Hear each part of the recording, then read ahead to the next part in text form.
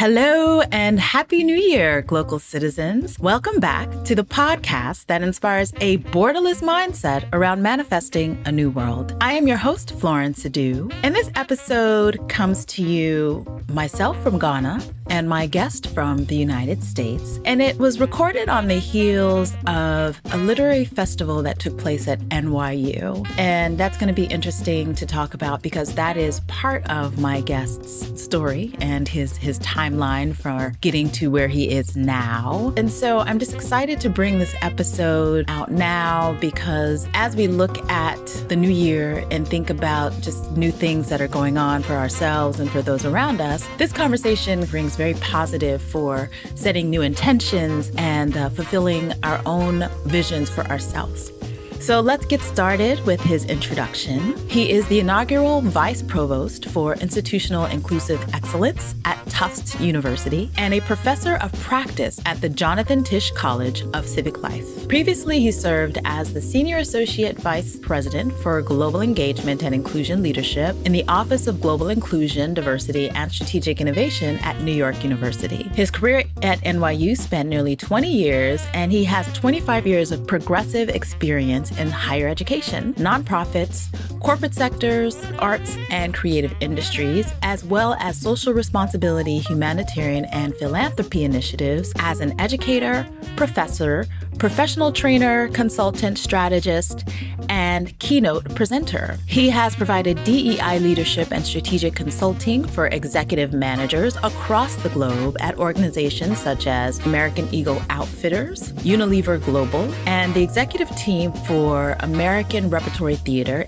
ART, at Harvard University, and the management team at the Center for Responsible Lending, CRL, in Washington, D.C. He works regularly with UN Women and has served as a consultant to a number of United Nations affiliates globally. When he was at NYU, he founded and was a primary principal for the Global Inclusive Leadership and Management Institute and NYU's Environment and Justice Institute. He currently serves on the board for Global Black Pride and the Institute for Contemporary Psychotherapy, where he serves as lead strategist for DEI. He's a member of Future Talent Council, where he serves on their DEI Task Force, talent acquisition and employer branding, and future skills think tanks. He is also a professor at NYU. Can't get away from the NYU. After 20 years, I can imagine why. So he's also a professor at NYU Abu Dhabi J-term and a visiting thought leader for Woxsen University in India. Often described as a change maker, innovator, global thought leader, strategist, visionary, and lifelong learner, Monroe, France. Welcome to the podcast. Thanks for having me. I'm so happy to be here. So great to see you again and be in conversation with you again as well. Yes. Yay. I'm so excited. All right, let's jump right in. So my first question, where are you from? Where are you local? And what is your craft?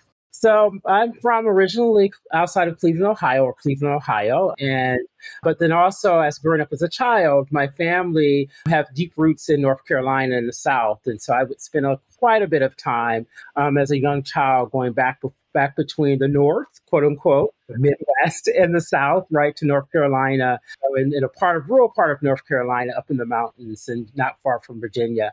I would say that, my craft is, I consider myself a positive disruptor, right? And what I mean by that is that, I want to make good impact in the world. And I do that through a number of ways as an educator, as a human rights person who believes deeply in liberation and justice, someone who is a public speaker and public thought leader, intellectual, and someone who sees themselves as a global citizen, right? And so I have spent quite a bit of time traveling the world and learning through the world. And finally, I would say, which is probably my biggest position in the world, is a lifelong learner. And I live in the world to learn. And so that's what my major craft is, being a lifelong learner. I love that. Yeah. And I love that you said I'm being in life. Did you repeat that again? So living in life to learn. Living in life to learn. Yeah. I love that. Because why wouldn't we? Why aren't we? That's the meaning of life. So yeah. Okay. Yeah. My full-time job is in a university, right? And often fascinated, and not the good fascination, but I'm often very fascinated by people who work in higher education and who are not learners, right? And especially those who are in the classroom directly and they love to profess, but don't create a space where they see themselves in community with their learners, right? And the learners themselves. And so fascinated by those people, because it's like if you were working in fitness, you say, I don't believe in fitness. I don't practice any good fitness, right? And so I don't get it, right? But for me, yes, like you wake up every day, hopefully with the intention to try to learn something new about yourself, the world. Yeah, that's I think for me, that's what drives me. Good stuff. Good stuff. Okay, so I want to know a little bit more about why the where. So how did you come to be living and working and playing where you're currently located? Sure, no problem. So as I mentioned, I grew up in Ohio and going back and forth through North Carolina as a child, and still go to North Carolina. I have property there now. When I was finishing graduate studies, I immediately knew that I wanted to live in New York City. And I used to joke growing up as a child that I was abducted from New York, and eventually I would go back and find my original family. So, I love that.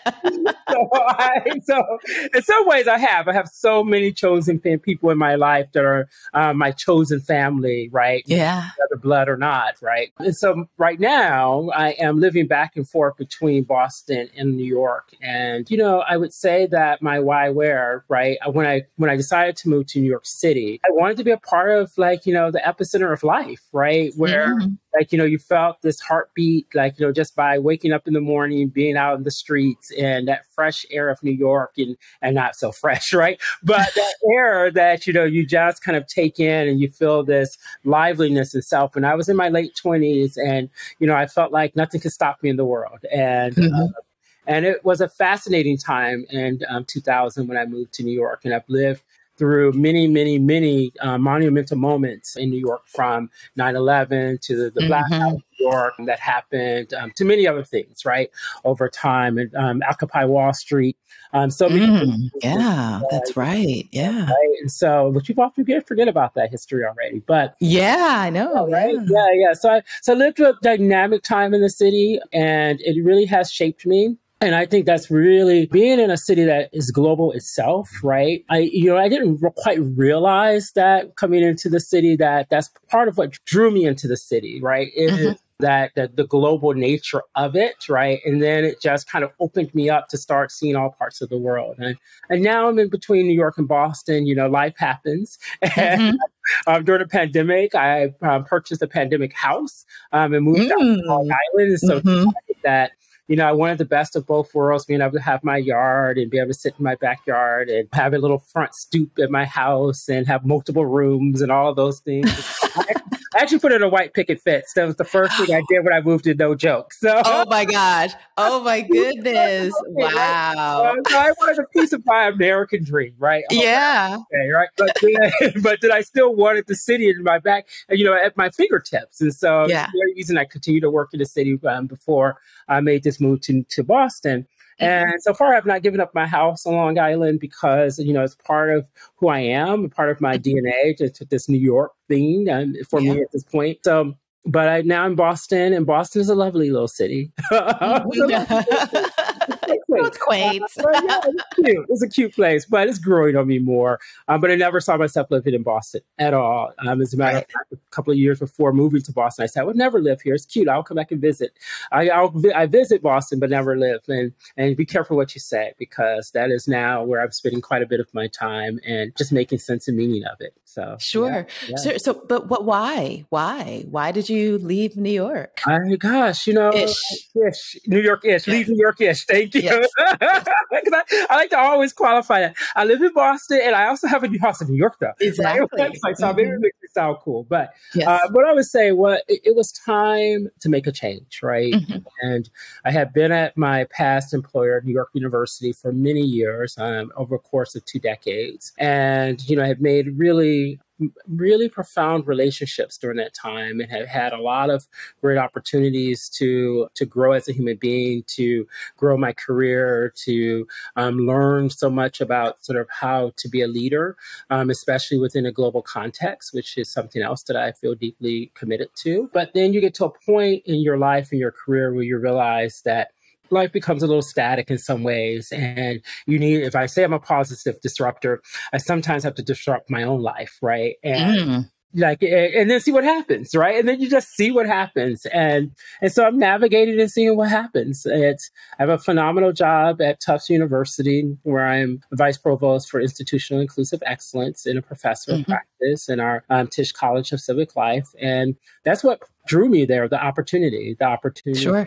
On a new leadership role. And I, figured that, and this is no knocking people who live in Oklahoma or Idaho or whatever, but I knew I wasn't going to one of those places. And so, sure. It's convenient to still to New York. I get back and forth quite a bit. And then there's other places in which I just think are beautiful, to be out near the Cape, and a lot of time on the Cape, and New England is just a gorgeous place. And I'm learning more about different places to visit there. And so it's a new adventure. It is a new adventure, part of life on this journey. And it may not be forever, right? But it's for now. And so, and I'm making sense of it. As I said, I'm making sense of it. Yeah. Right. We'll take it. So I want you to take us a little bit on your global path, right? So you moved to New York, to this global city, and that opened you up to moving around globally. So tell us a little bit more about what inspires you when you travel, or to choose the locations that you travel to.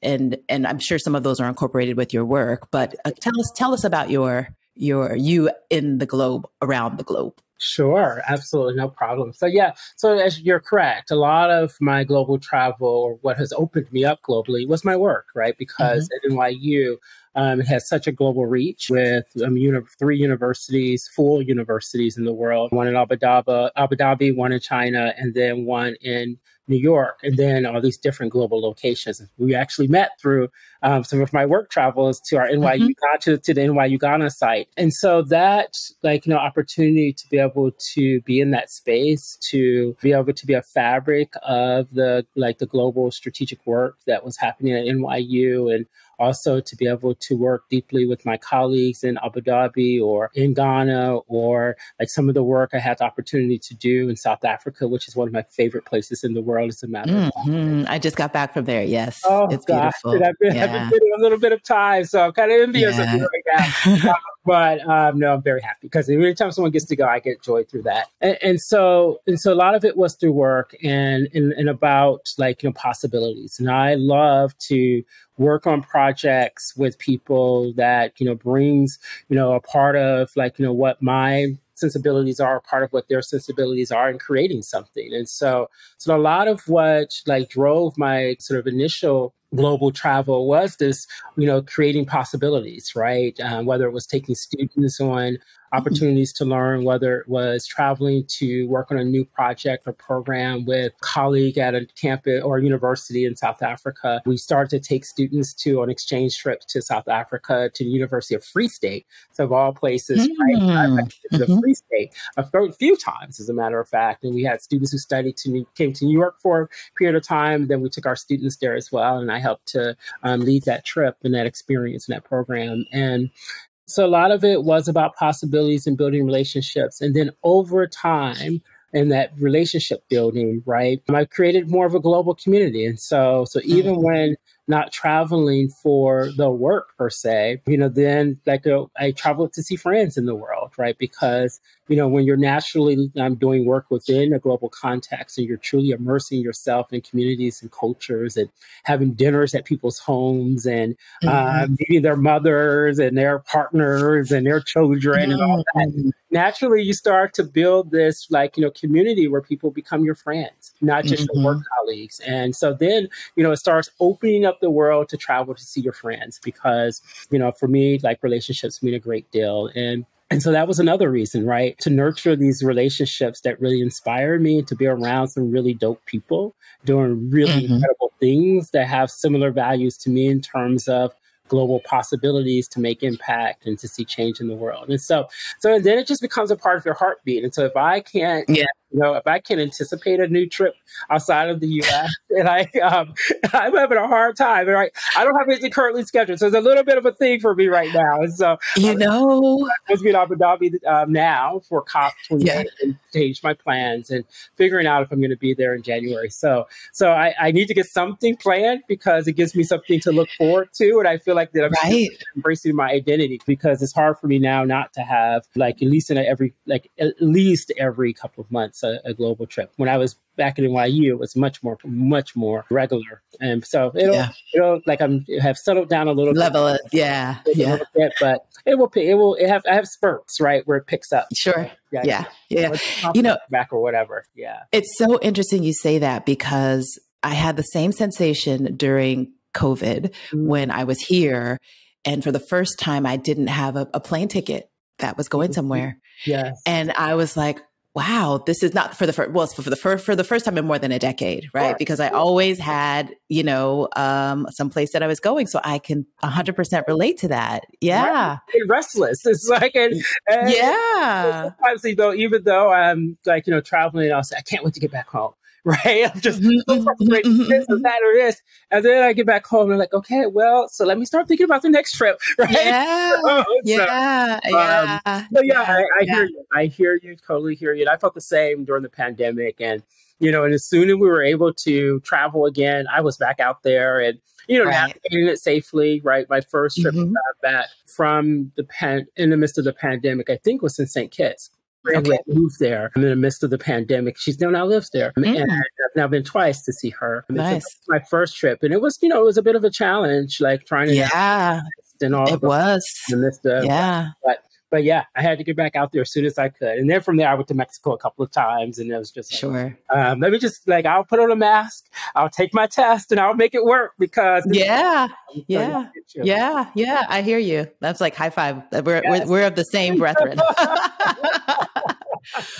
Okay. So let's talk a little bit about the work. So I think many people don't really understand what a provost does and what that role is. And I think we're getting more and more information about what diversity and inclusion is, and particularly in an education context. So tell us about what the role of a provost is at a university, and then your specific role in the diversity and inclusion space. Absolutely not a problem. So a lot of people do not know what a provost is, right? They're pretty clear what a president does. They lead the institution. They probably don't know much more after that, right? That they're also a fundraiser. They're also a relationship builder, et cetera. And then the provost is the chief academic officer. So that is the person that really makes all the decisions about how courses happen when. They oftentimes provide leadership to the deans and the schools that run their individual schools, depending on the setup of the institution. They're often they have the biggest team that reports to them across the institution because they're driving the academic life and the educational life of the institution. And so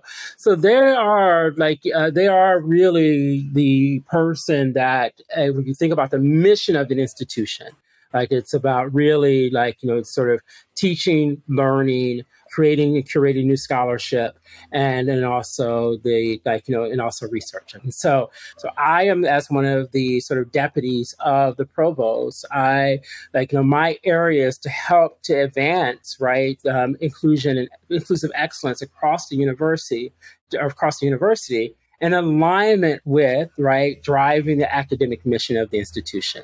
And so sometimes these positions can be set up as on the marginal ends of the work at the institution. And for me, even why I changed the name of my office and as we are reimagining sort of how we do the work across the institution, for me, it's very important that this diversity, equity, and inclusion work is directly tethered and aligned with excellence in research, excellence in teaching, excellence in how we do the work at the institution and lead, and then also excellence in actually developing new scholarship and innovation. And so for me, that's why I said it's about the inclusive excellence piece, but it's also about the institutional accountability, right? And so for my work and the way I'm thinking about my work with my team is that, we're there to also ensure that, these important qualities of ensuring all parts of the university feel that they matter, and that their experiences are valid, that they help to create excellence at the institution, right? We have to also have institutional accountability to make that possible. And so that is what I'm there to do, is to be in those spaces and in the rooms to provide consult to the president, to the provost. I also sit on the president's cabinet. And so one of his strategic thought leaders as we think about like how we respond to things at the university. And then I work a lot with the deans across the institution and think about how do we make this work aligned with their scholarly work of the faculty, aligned with how does it align with the research agenda, right? And so, so I get to be a part of all of these really dynamic conversations to ensure that, again, that we're coming from an equity-based approach to how we do all facets of the institution. So that's what I get to do in my work. So it means a lot of programming. It means a lot of teaching. It means a great deal of disrupting. Yeah, that's the first thing I was thinking. I was like, oh, they see you coming and they're like, oh, no. It's like we say, I need to talk to you and I need to talk to you soon. And we're like, oh, gosh, what does he want now? Right. But literally, I think that, because I try to come from this in a space of joy and possibility and transparency and accountability, that, I hope for the most part, people see that, I'm trying to do the work because I want us to be our best, right? I deeply believe in excellence. And sometimes it means I got to disrupt normative behaviors that no longer serve us if we want to, if we're truly committed to diversity, equity, and inclusion, if we're truly committed to it. And so that, for me is important, but you have to be thoughtful. You have to be strategic. And for me, the work is a leadership question. And so I spend a lot of time thinking about inclusive leadership and sort of all equity-based leadership, right? Mindful leadership, because I want people when they're in a position of power and authority, or you have some power and authority, because I can believe everyone can be a leader and no matter what else you are, wherever you can influence, right? How are you doing that with an equity and inclusive mindset to ensure that the work you're doing is done thoughtfully and also done in a way in which that it represents all people at the institution? It's not just getting people there, but they need to make certain that they have a balanced experience once they arrive. And that's what I get to do. And then I get to do this work in a global context too. And so, which is really exciting and beautiful. Yeah. Yeah, I can imagine. And so how did you find yourself in this space? You had a career and then suddenly, what about your life's experiences prepared you to be in these types of roles progressively with more responsibility and more impact? Yeah. So I like to say I started in elementary school. I like that. Let's go back. I was like, right. So I forget what we called it, but I do remember like maybe in 5th or 6th grade being like a junior cross guard. Right. And so wearing this cross guard and that the little yellow thing that you're waving, but with the cross guard, like to go, like whatever. I was like, power. Right. And something I'm joking. I joke. But yeah. So, and then just progressively, when I then went into middle school, I got involved, right? Yeah. I was class president, although quite obnoxious. But I was a little rebel rouser, right? And I don't know, just even growing up, I just found myself attracted to difference, right? Being in spaces where, I could be friends with, the Cambodians, my Cambodian friends or my Puerto Rican friends at school, and then just, expanding over time, right? My roommate in college, after my first roommate, was a real problem. He has lots of issues, lots of issues. He's super smart, but the boy didn't take a bath. He in drug problems. But then my roommate, when I moved myself out of my other room and moved into another room, my roommate in college was Chinese. And so I was just attracted to all along in life, I believe, difference. And then having 3 generations of Black women really helped nurture and grow me. So my great-grandmother raised me and my 3 brothers. I was age 11. Me and my 2 brothers, after age 11, the 3 of us. And then I was the oldest great-grandchild, the oldest grandchild, and the oldest child. So, wow.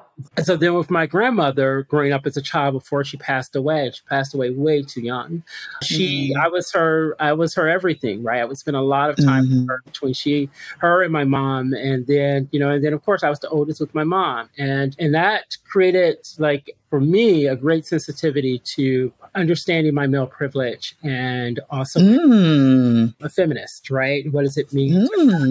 I'm centering Black women, right? Yeah. And that being my default community. So that also has shaped, I think, my deep passion in impact and coming and leading with sensibility to ensuring that all people feel a sense of liberation and self-determination in who they want to be.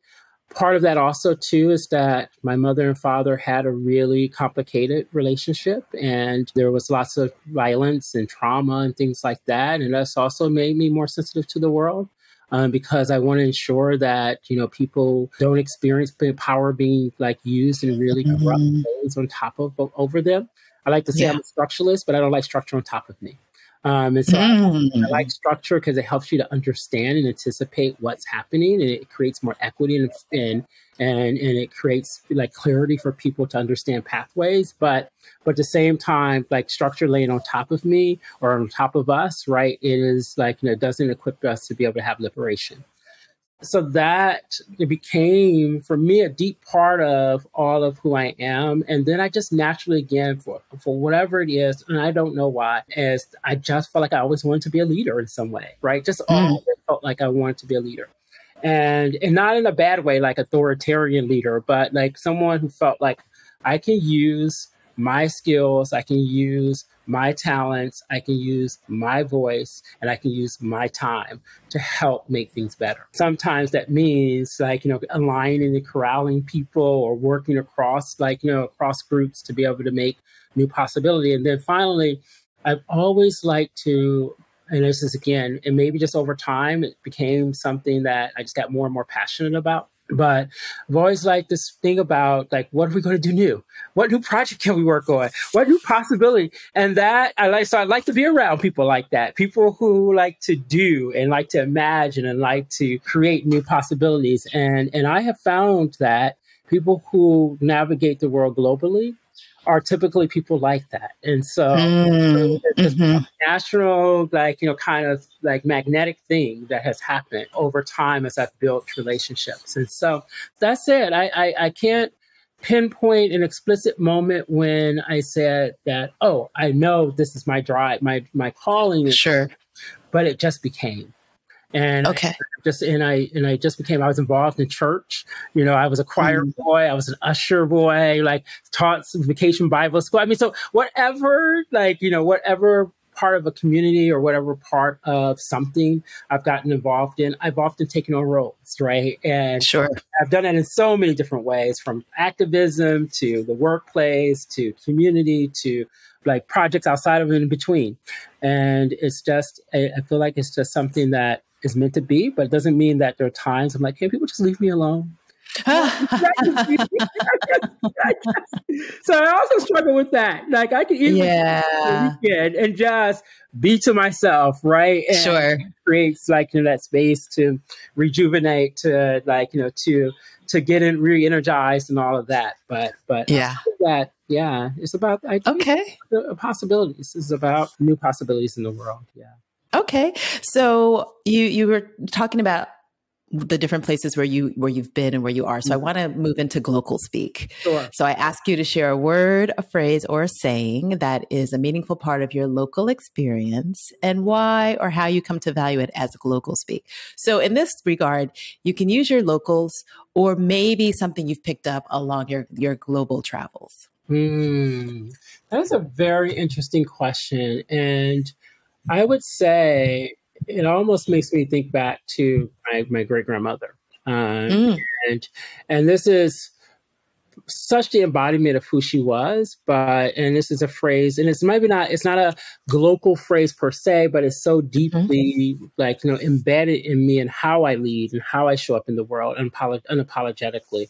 And she once said to me, boy, don't let your light dim your light for nobody. And that is such a Black Southern woman's a B, right? Yes. And don't dim the light for anybody, right? And that meant even for her, she would walk into church with her mink coat, her big church hat, her shoes she shouldn't be wearing, right, at 75 because her feet hurt. But she's like, I gotta look fabulous. So what you gonna do? Okay. I'm my light for nobody. And that was something that she not only embedded in me, right, through just like, through modeling that, but also held me accountable to it. And, and I'll never forget a time when we were in church, and she felt that one of the uppity sisters in the church had given me something that was inappropriate in terms of quality of a fruit. And I will never forget her marching me back up those stairs and having me give the fruit back to the sister in the church, and saying that, you never give my grandson anything that is not worthy of him. And so that, was not only did she again tell me, she showed me it, right? And made it clear to someone else that this is not a place to negotiate with, right? And that has been a deeply embedded in how I show up in the world. And I often say to people, I'm not afraid of anyone. And that, it means that there are times in which that maybe people may see me as difficult, or people may see me as stubborn, or people may define it as defiant, right? But for me, it's about, this is my truth. This is why I think this is important. And then let's have a conversation, right? Because I think the greatest sense of respect is truth. Yes. When you can tell someone the truth, that means, and it's your truth, right? It's your truth. And I can then, back in the day, I could not be properly convinced that my truth wasn't the only truth.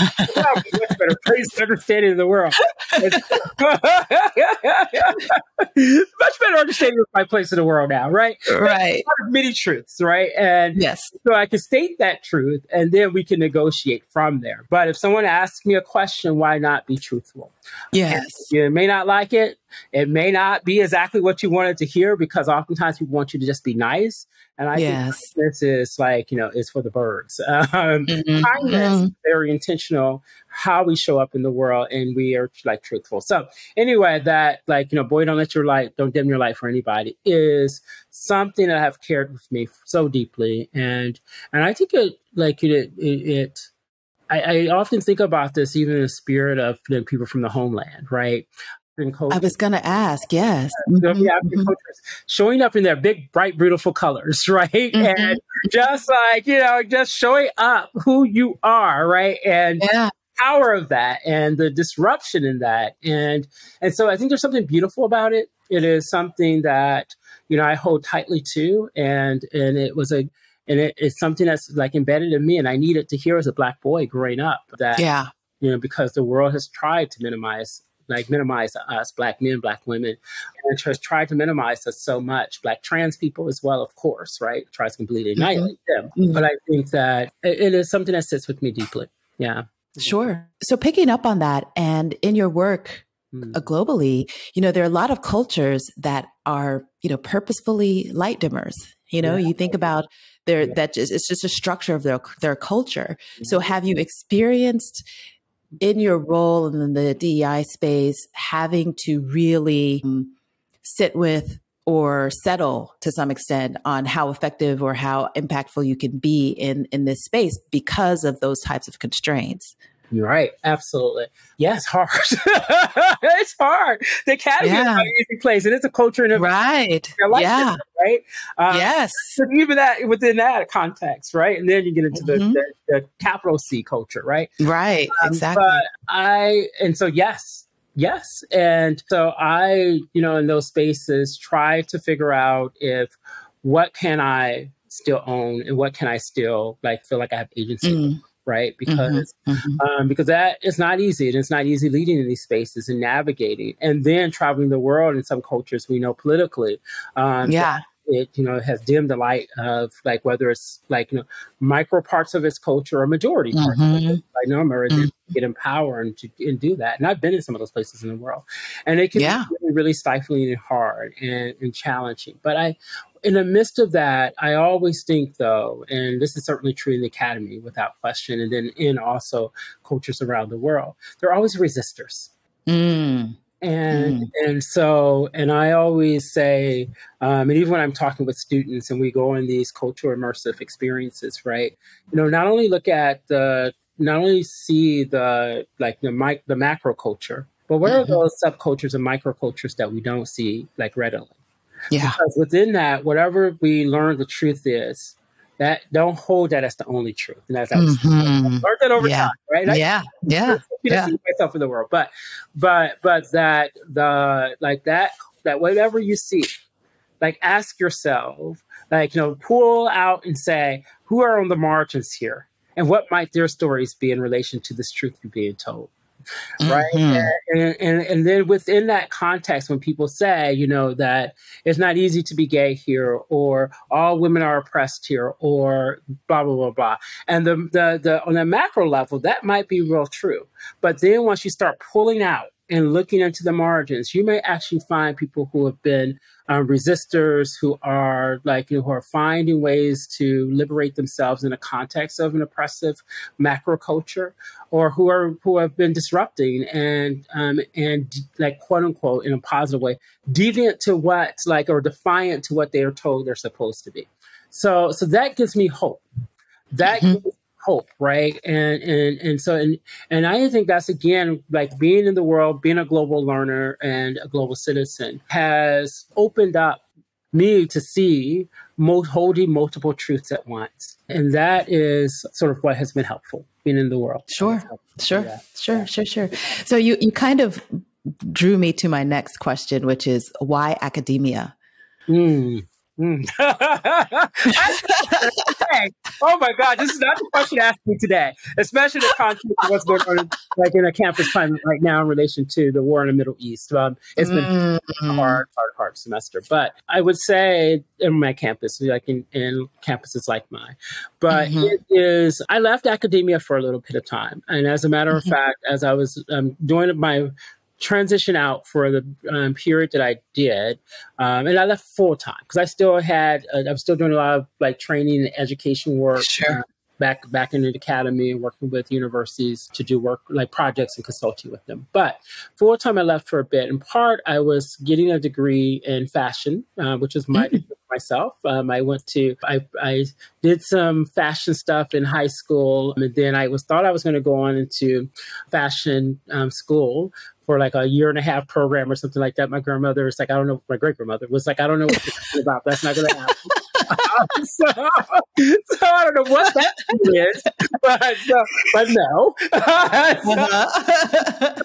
But full circle in life, right? Yeah. In my mid-30s, I decided, well, I'll go back and get a degree in fashion from the Fashion Institute of Technology, right? Okay, nice. And at that time, I was transitioning out of the academy and working in a nonprofit.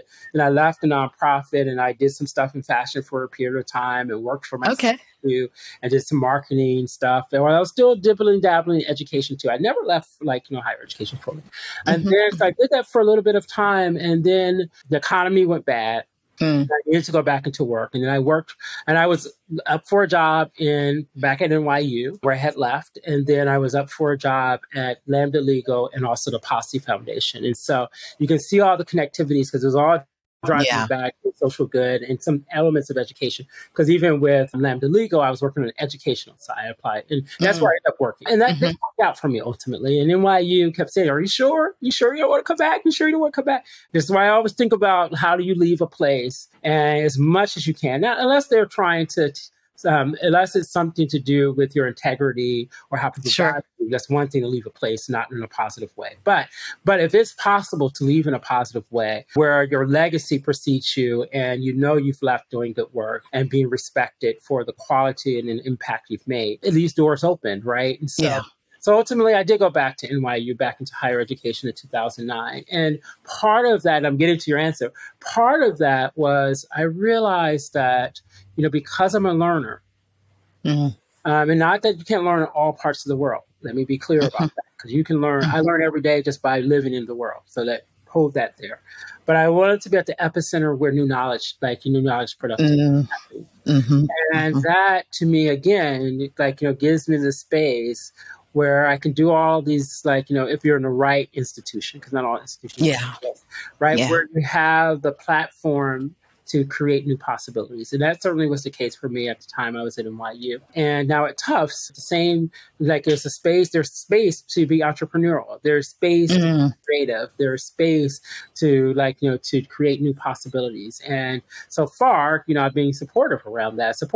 It's been hard this semester because, it's my first one though, but first full semester. It's been hard given the global context and what our campus in response. But I do feel that there's something beautiful about being in the space education. I don't know if I will retire. I'm not going to be one of those people that is like, oh, y'all have to drag me out of this office or drag me out of this office. Not me. You have some other ideas about what I want to do with my life after, right? And part of that is again, full circle, going back to doing something in fashion, but a hybrid of that where I would be able to do fashion and something community based and bringing the community together in space and my interest in music and all those things. So I have some ideas about what that would look like, but I do feel that it has been where I can make a big difference, where I can build and impact leaders, and then also help to inspire new leaders, right, and emerging leaders. And so that has felt right for me, and it has obviously served me well in some ways in terms of career-wise, but I will retire. So right. Well, it obviously feels like it fits you, and I like what you said because as you were talking, I was like, oh, innovation spaces. That's really what it is. The idea of being in a place where there's always innovation as the mandate to some extent, right? To a large extent. So I think that's a good time to pivot to my mindset hack question. Sure. So this is where we ask you to share your favorite or an innovative mindset hack. This is one that you practice, one that you know of, or one that you can imagine. Thank you. Yeah, so for me, a mindset hack is this question, going back to this question of what don't I know? What don't I know? What don't I know about the situation that's in front of me? What don't I know about, as I'm trying to solve for this problem? What don't I know, when we're navigating a conversation with someone that's really upsetting me or really challenging to get under my skin?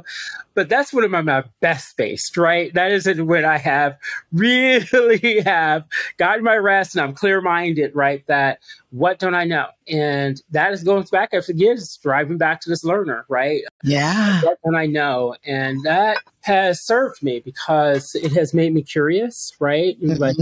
In order to be in the world globally, you have to have curiosity. The what don't I know has helped me to build relationship with people different than me. The what don't I know has allowed me to take risks that maybe other people would sit on for a while. And sometimes, even though I'm a Taurus, but I'm a Leo rising and moon. The Leo was all over there. Leo's all over there. I was like, I'm a Leo, so. You get it. So you get it. I do. So that passion, that wanted to live in the moment. Sometimes, right? But thoughtfully, because the Taurus behind me is always you have to be strategic though. Even though when I just feel like I'm just living, right? That people are like, yeah, and I'm like, yes, but it's about the what don't I know, right? That I'm driven towards ideas and possibilities. And that for me, as a mindset hack, has really opened up possibilities. It has led me to not be stagnant. And even when I was at the same place in NYU, it was a job as a part of my larger career. And in the same case for Tufts, it's a job in my larger career. And the same case for any project I work on. I think that this is a project, if it doesn't work out, then you move on to the next one, right? But then now I know, right? So, but now I'm not left wondering, should I have done that? When I decided to go and get the degree in fashion, I was thinking about it. Well, why don't you do it? Just try it out and see if it works, right? Because what don't I know about it? And that spirit of kind of less leaning in at times and taking risk has helped me to live the life that I have. And I want to continue to be able to hold on to that. If I am blessed enough in the world to live at 80, I want at 80 to still be able to get up in the morning. What don't I know? Well, who's Yeah. even if you on my porch, and I often joke about this, my life dream is to to be on my porch. My biggest decision for the day is which bottle of wine I'm opening. But I also, the other side of that, it's like I sit on my porch and I'm going to be the nosy neighbor, because part of what I will be doing is, what did I know y'all doing out there today? What did I know y'all up to? Yeah, I love that one. I really do. Yeah. That's a great hack. I love it. That's I pride myself on being a curious person, but encapsulating it in that asking your question of yourself. Yeah, it's great. Yeah.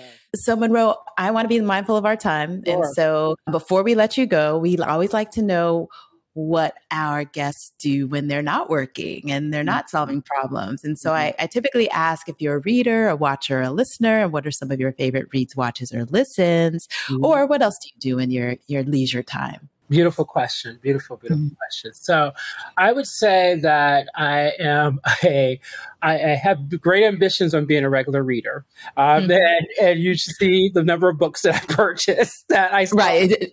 Probably even just this at NYU just now, right? Yeah. Oh, totally. Absolutely. At the book conference. The symposium. Yeah. Absolutely. I bought how many books? I bought 6 books, right? That I could carry my suitcase. Or maybe 8 books, actually, I think. But that I carry my suitcase, right? And I've started 3 of them, 3 at once, because I'm always about, what don't I know, right? Yeah. And I move from one book to the next. And so I have to do better about that. I'll read a whole article from beginning to end, but the book, it becomes a thing because I'll move on to something else that seems interesting. Or someone would name a book title and then that. But I will say that I find myself more of a watcher, and I read a lot of short articles because it's my career, and that, right? Or I try to get the cliff notes of even a book, because if it's helpful, I want to be course with someone or whatever. But then I would say a watcher, and I watch some trash TV at times, right? I love HGTV, right? To be able to feel and look at what other people are doing with their homes, because we know about what people's lives. And I sometimes we'll watch just mindless TV. I like to watch investigation shows, and again, it's probably because of my curious mindset, right? I like to see how the brain works and why people make the choices they make in the world. And probably my other career would have been a social psychologist at some point, but a deep social psychologist. And then so I definitely do the watch for sure. Yeah, that is my. But then that other question about what else I do, I like to be in company. Up until I don't want to be in company with them. Sure. For example, with my friend, very good friend from South Africa originally, but's been in New York forever. And then another friend who works in the arts and creative spaces. One friend I've done a number of projects with from South Africa. She's the one that opened up South Africa to me. Another friend, I love getting together with him. And, we've shared, we go to theater together, things like that, musicals, etc. And so I love that. So I love to watch theater and music. But being in that space together where we were able to talk about our world travels, talk about what we're navigating the world and all of that, that again is that sense of curiosity and that connectivity that's really important to me. But then I did go back to my home and retreat here on Long Island. And a cup of tea as I did last night when I got in the house, right? Yeah. Do a fire, and just be with thoughts, right? And that gives me incredible joy too. Absolute incredible joy. Just a couple of weekends ago, I rented a little house for a weekend, a little cottage, and just was there by myself. And for the weekend, I had a fire, and I made myself breakfast, and I took myself out to dinner, took myself out to brunch, and it's one of my favorite places in Provincetown. So doing things like that too, where they're little mini getaways where I can take time, whether with family and friends or even with myself, is also what I do. And that to me is really incredibly restorative, because I have a hard job. Are expecting a lot of me. It's constant. Yeah. Constantly giving. And so I have to give to myself too. So I guess I like to say that I used to joke and say I'm a Renaissance man. And I say that sounds a little egotistical, but it's not. I'm a Renaissance woman. I claim it. It's fine. Thank you. Make me feel better. Yes. So yes, another word of, I'm of multitudes, right? And so, and so that's how I live my life in multitudes. Not wonderful. I love it. I love it. Monroe, this has been so wonderful. We could talk for hours, and I would love to at some point invite you back to talk a little bit more about, what the space is like post your, this time and as you get deeper into the role. But before I let you go, do you have any last thoughts you'd like to share with the audience? I realized I love, quotes, but and one of my quotes that I used to use all the time is, nothing great has ever been accomplished in life without passion. And so that also is something that deeply grounds me in living in the world as a global person. Is passion, right? What are we passionate about? My passion is like yours, and your passion may be different in how you use it, but passion, figure out what your passion is. And then from there, the world opens up to you. Yeah. Yeah. Cheers. I agree. Most definitely. Thank you. Thank you. All right, Glocal citizens, this has been another episode of the podcast. You can catch us Tuesdays with new episodes at glocalcitizenspod.com or wherever you get your podcasts. Please like, share, subscribe, or leave us a review. And check out the show notes. They're always very rich. So until next time, bye for now.